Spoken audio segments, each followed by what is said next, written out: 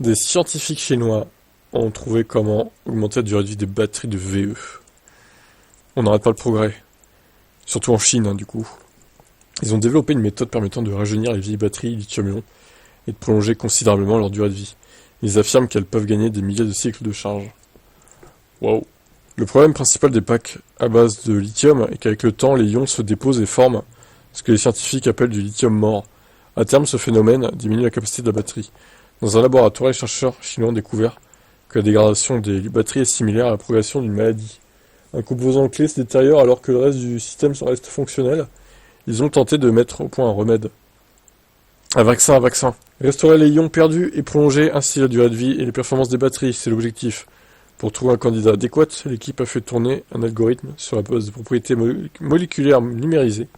Ils sont tombés sur une molécule compatible et pouvant être fabriquée à moindre coût. Le processus de rajeunissement est simple. Des lots de la molécule sont injectés dans la zone où se trouvent des ions actifs du pack. Les tests ont montré une amélioration spectaculaire de la durée de vie de la batterie. Le nombre moyen de cycles est passé de 1500 à 12 000. Une solution intéressante pour réduire les déchets liés aux batteries. Mais c'est incroyable. Toutefois, le procédé présente un inconvénient. Il ne peut pas encore être utilisé sur n'importe quelle batterie. Pour que la méthode fonctionne, les batteries doivent être conçues en conséquence dès le départ. Quoi qu'il en soit, l'approche semble prometteuse et pourrait inciter de nouveaux automobilistes à passer à l'électrique. Ah oui, donc, en gros, les batteries actuelles ne sont pas compatibles avec ce vaccin, quoi. Entre guillemets, ce remède. Ça, c'est un peu dommage. Bon, bah écoutez, 12 000 cycles de charge, c'est juste immortel, en fait. La batterie, on peut la considérer comme étant immortelle. Hein. C'est énorme. Hein. Attendez, on va calculer vite fait. Allez, on va mettre 450 km sur un cycle, multiplié par 12 000. Oula. Alors, 1, 2, 3, 5 400 000 kilomètres. Voilà. La batterie dure 5 millions de kilomètres. Ça va bien? Je pense que c'est pas mal, hein. On peut considérer qu'elle est immortelle, du coup. Allez, ciao. Plus de 6 Français sur 10 sont formellement opposés à la fin du thermique. Un beau grand Range Rover, comme illustration, du coup. Une récente étude menée par Alphabet France et l'Institut YouGov révèle une forte opposition des Français à l'interdiction des ventes de thermiques neufs prévues pour 2035. Cette enquête a été réalisée du 25 au 27 février auprès de 1063 personnes. Elle a permis de montrer que 62% des sondés s'opposent à cette interdiction. Seulement 24% des personnes interrogées y sont favorables. Les résultats mettent en lumière des disparités générationnelles importantes. Plus on monte dans les âges, plus l'opposition du thermique reste marquée. L'opposition à l'interdiction du thermique reste marquée. Les personnes âgées de 55 et plus sont les plus fervents défenseurs du thermique. Ah oui, mais c'est pourquoi? Parce qu'ils ont grandi avec, c'est toute leur vie, quoi. Voilà, ils aiment pas le progrès, ces gens-là. Les 45-54 ans sont 62% à s'opposer à la directive européenne, contre 56% pour les 35-44. Et 42%, ah oui, c'est marrant ça. Les 35-44 sont plus favorables à la suppression du thermique que les jeunes de 25-34. 42%, et les jeunes de 18 à 24 montrent une adhésion plus forte à l'électrification avec uniquement 29% d'opposition. Ah oui, non, d'accord, attendez, c'est inversé en fait là. Je me suis fait avoir. Donc les 45-54 sont 62% à s'opposer à la directive européenne, donc c'est mal tourné en même temps. Hein. Donc les 45-54, effectivement, 62% sont contre la fin du thermique. 56% pour les 35-44 sont contre la fin du thermique. 42% pour les 25-34 sont contre la fin du thermique. Et enfin, les jeunes, donc de 18 à 24, sont 29% contre la fin du thermique. Donc effectivement, plus l'âge est bas, plus on veut la fin du thermique, grosso modo. C'est ça qu'il faut comprendre dans cet article. Mais j'ai été un peu piégé parce que ça a été mal tourné, je trouve. Ils auraient dû faire l'inverse, en fait. Genre, vu que c'est automobile propre, ils auraient dû mettre 38% sont pour la fin du thermique sur les 45-54, 44% pour les 35-44, etc., etc. Moi, je pense que ça aurait été mieux, mais bon, après, c'est pas très grave, hein. Il y a pire dans la vie. Des divergences géographiques sont également observées dans les régions du nord-est, nord-ouest et sud-est, affichent une opposition particulièrement forte, avec environ 2 tiers des habitants contre cette mesure. En région parisienne, l'adhésion à la transition électrique est légèrement plus élevée. Les zones rurales sont les plus réticentes. C'est un peu dommage d'ailleurs, mais bon.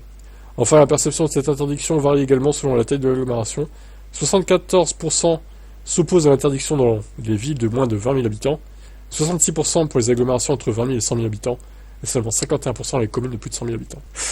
Moi, ce qui m'énerve, c'est qu'en fait, c'est le thermique neuf, encore une fois, on le répète, les occasions ne sont pas touchées. J'ai l'impression que les gens, certains, alors peut-être pas tous, ils ont peut-être compris la plupart que c'est vraiment les thermiques neufs concernés, quoi. Mais certains, j'ai l'impression, ils comprennent que c'est toutes les thermiques. Ils comprennent, ah mince, on va même plus pouvoir acheter de voitures thermiques d'occasion, du coup. Ah bah non, hein, je m'oppose à ça, hein.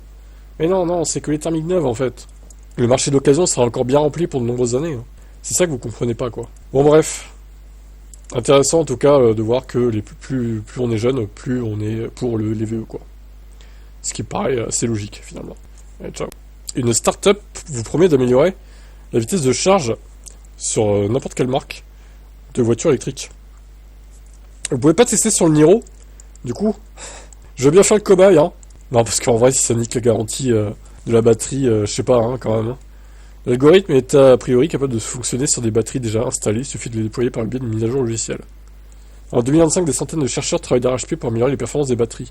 Certains se démènent pour grappiller quelques points de pourcentage de densité énergétique supplémentaire, réduire de quelques minutes les temps de charge ou ajouter quelques mois et durée de vie d'une cellule. Pendant ce temps-là, Brice Battery Technologies, un jeune pousse britannique, assure avoir mis au point un algorithme révolutionnaire. L'entreprise se dit être en capacité d'augmenter les vitesses de charge, tout en préservant la durée de vie des cellules. Mais dans tout ça, le logiciel fonctionne sur les batteries déjà installées. L'algorithme peut vraisemblablement être déployé par le biais d'une simple mise à jour. Contrairement à de nombreuses recherches en cours, ce projet n'est pas seulement théorique. Volvo va équiper sa nouvelle berline électrique, le S90, avec cette technologie. Ça permettrait de vérifier les dires de la start-up avant un déploiement massif. Comment ça marche? Pour faire simple, les voitures électriques doivent trouver le bon équilibre entre la perte de temps due à une charge trop lente et la détérioration de la batterie due à une charge trop rapide. La recharge rapide génère beaucoup de chaleur, et trop de chaleur peut endommager la batterie et réduire la durée de vie des cellules. Le logiciel Breath Charge détermine le taux de charge idéal, de quoi accélérer la recharge sans imposer de contraintes supplémentaires aux cellules. Mais à quel point la recharge est-elle plus rapide avec Breath? Volvo affirme que sa technologie permet de réduire en moyenne de 30% le temps de charge pour un 10 à 80%. C'est pas mal quand même, 30%. En dehors des conditions idéales, c'est encore plus impressionnant. Lorsqu'il fait 0 degré par exemple, l'amélioration du temps de recharge est de 48%. Le logiciel pourrait théoriquement fonctionner sur les autres modèles électriques de Volvo. Mais pour déployer massivement sa solution, Breath va avoir besoin d'agrandir ses laboratoires. Ouais, alors, le truc c'est qu'ils disent pas comment ils font pour justement améliorer la vitesse de charge. Là, ils disent par temps froid. Est-ce qu'ils améliorent pas le préconditionnement de la batterie? Est-ce qu'ils génèrent pas de la chaleur dans la batterie pour du coup améliorer finalement virtuellement la vitesse de charge? Mais cependant, derrière, tu dépenses de l'énergie avec le préconditionnement. Et ça pour moi, c'est moyen en fait, hein, préconditionnement, parce que derrière, tu bouffes 2 ou 3 kWh de plus à devoir recharger parce que la batterie se chauffe. Et je trouve que c'est du gaspillage énergétique en fait, tout simplement. Tout ça pour gagner quoi? 5 minutes de charge? Allez, peut-être 7-8 minutes quand tu préconditionnes par rapport à quand tu préconditionnes pas. Et encore, ça dépend des voitures, hein. Ça, c'est pas toujours les mêmes minutes pour chaque modèle, quoi, de gagner. Donc pour moi, préconditionnement, c'est bien et pas bien. Si, pour les gens pressés, ouais, peut-être, mais bon. Derrière, il faut accepter de perdre de l'énergie dans la batterie et de devoir recharger cette énergie en payant sur la borne rapide. Et on sait que sur les bornes rapides, en général, c'est pas donné, le prix du kilowattheure. C'est pas 25 centimes, hein. Si, sur IE Charge, mais bon. Sur les autres bornes, c'est plutôt 50, 55, 60 centimes, quoi, minimum, hein. Donc bon, c'est un choix à faire après. Attendons de voir ce qu'il en est, mais moi je doute aussi que ça soit compatible avec tous les modèles, hein. Ça me paraît étonnant. Parce que chaque voiture a sa propre technologie de batterie, son propre logiciel de batterie BMS, etc. Tous les modèles ne sont pas équivalents, quoi. Donc, ouais, bon. Moi, je demande à voir, on va dire. Voilà. J'émets quelques réserves. Et vous alors?